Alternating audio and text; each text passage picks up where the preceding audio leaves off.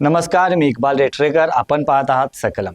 कोल्हापूरच्या राजकारणात निर्णायक मानल्या जाणाऱ्या गोकुळ दूध संघाच्या निवडणुकीच्या पार्श्वभूमीवर मुख्यमंत्र्यांसोबत गोकुळच्या संचालकांची झालेली बैठक अनेक अर्थाने गाजली. मुख्यमंत्री देवेंद्र फडणवीस यांच्या वर्षा निवासस्थानी तब्बल तास ते दीड तास चाललेल्या या बैठकीत स्थानिक ते राज्यस्तरीय नेतृत्वाची उपस्थिती होती.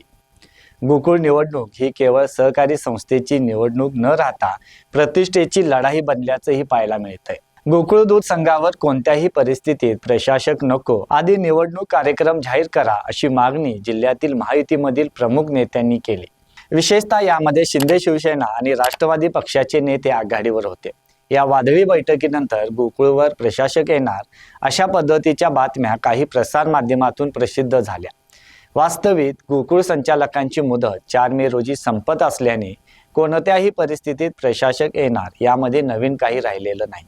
मात्र गोकुळची निवडणूक तात्काळ होणार असा शब्द मुख्यमंत्री देवेंद्र फडणवीस यांनी या बैठकीत दिल्याचे समजते. तशा आशयाचे पत्र अध्यक्ष नवीद मुश्रीफ यांनी प्रसिद्ध केले आहे. गोकुळच्या चुकीच्या कोणत्याही बातम्यांच्यावर विश्वास ठेवू नका, अशा अफवांना बळी पडू नका, असे त्यांनी आवाहन या प्रसिद्धी पत्रकाद्वारे केले.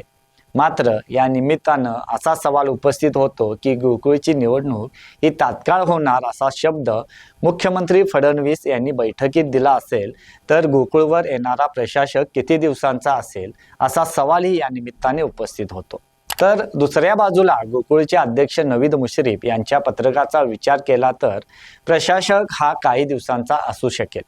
तो निवडणूक प्रक्रियेसाठी लागणारा काळ म्हणजे 45 दिवसांचा प्रशासक असेल काय की 5 ते 6 महिन्याहून अधिक काळ असेल, असे अनेक प्रश्न यातून निर्माण झाले आहेत. गोकुळ दूध संघावर कोणत्याही परिस्थितीत प्रशासक आणण्याचा चंगच महायुतीमधील एका गटाने बांधला होता.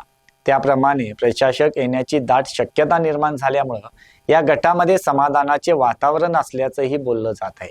परंतु प्रशासकांच्या नियुक्तीवरून महायुतीमध्ये 2 परस्पर गटात संघर्षाची ठिणगी पडली हे मात्र निश्चित आहे. त्याचे पडसाद गोकुळच्या आगामी निवडणुकीत उमटणार हे आता स्पष्ट जाणवत आहे. दरम्यान गोकुळचे अध्यक्ष नवीद मुश्रीफ यांनी प्रसिद्धी पत्रकातून दिलेल्या माहितीनुसार बैठकीत निवडणुकीसाठी सविस्तर चर्चा झाल्याचं त्यांनी म्हटलंय. मुख्यमंत्री देवेंद्र फडणवीस यांनी गोकुळची निवडणूक प्रक्रिया सुरू करून ही निवडणूक महायुती म्हणूनच लढण्याच्या सूचना आम्हा सर्वांना दिल्या आहेत, असे स्पष्टीकरण नवीद मुश्रीफ यांनी प्रसिद्धी पत्रकाद्वारे दिले आहे. या संदर्भातील अपुरी माहितीवरील कोणत्याही बातम्या आणि अफवावर विश्वास ठेवू नका, असं आव्हानही नवीद मुश्रीफ यांनी केले.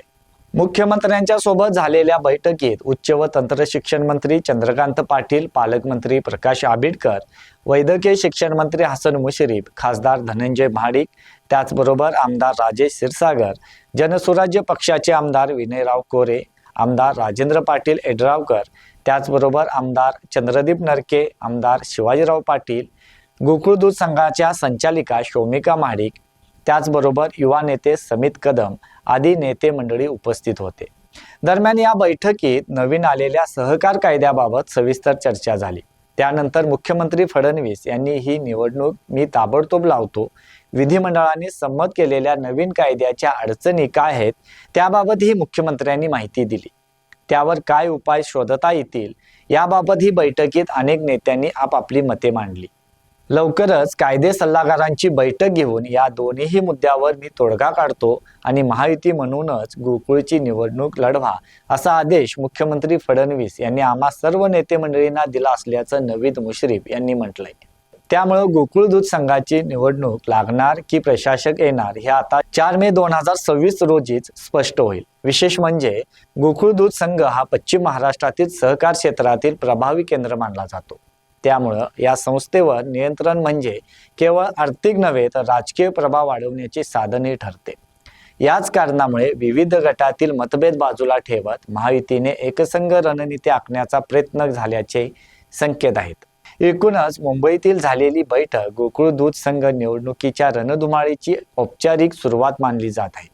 येत्या काळात कोल्हापूरच्या राजकारणात याचे परिणाम दिसून येण्याची शक्यताही नाकारता येत नाही.